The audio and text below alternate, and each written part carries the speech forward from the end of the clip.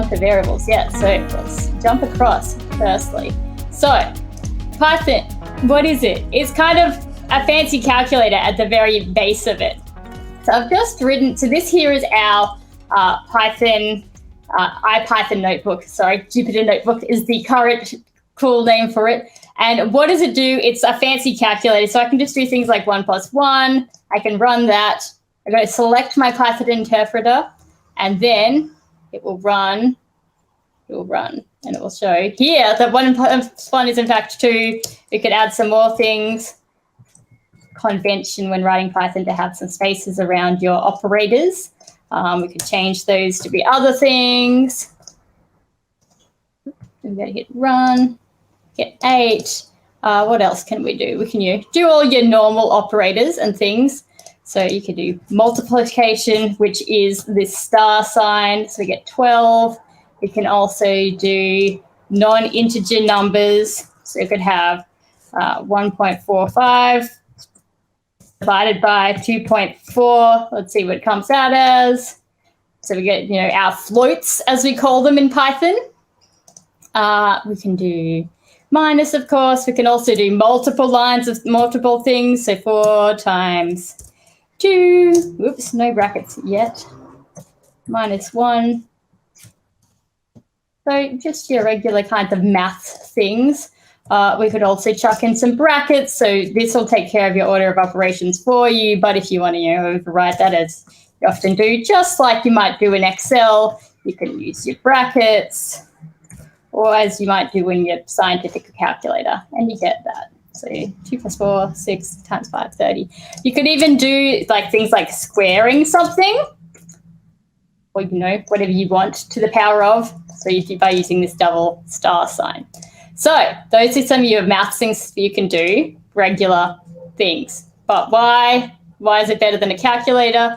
Well, you can do other things like adding words together. So let's say cat plus dog, and I'll run that. Cat, dog, excellent.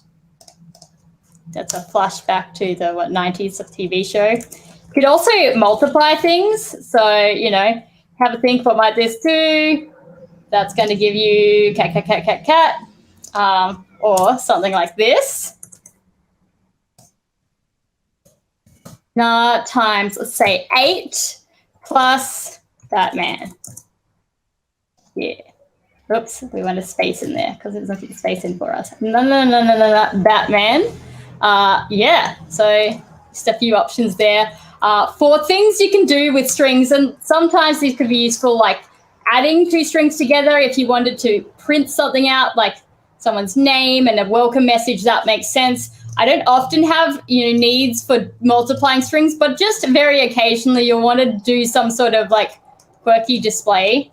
So let's say something like this, and you're like, oh, I don't want to have to type out 20 of those. Oops. I'm going to put that in quotes. Here we go.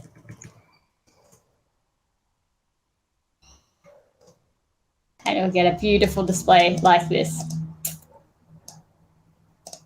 So you can pad this out and make it all different kinds of shapes. But, occasionally you'll be like, yes, that is exactly what I need. I need to multiply a string. If you're in the comments and you have a reason that you normally multiply strings that I can't think of, please do drop us a comment, so we can talk about that together of why that's actually useful. But yeah, other than, doing a beautiful name display like this, maybe you're making a game of tic-tac-toe and you want to make a 9x9 grid and then adding these lines to make your cross lines. Really helpful. That's really the only useful thing I can think of that I have actually done, and I taught to some kids how to make tic-tac-toe.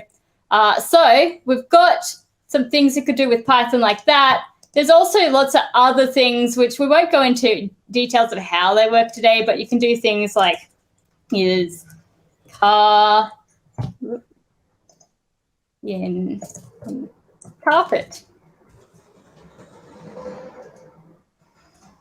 And if we click run, it'll tell us it's true. Is bike in carpet? No, it's not. So we can check that things are in there and do all kinds of what we call Boolean logic, which we'll cover a little bit more of next week if you join us for our branching endeavors.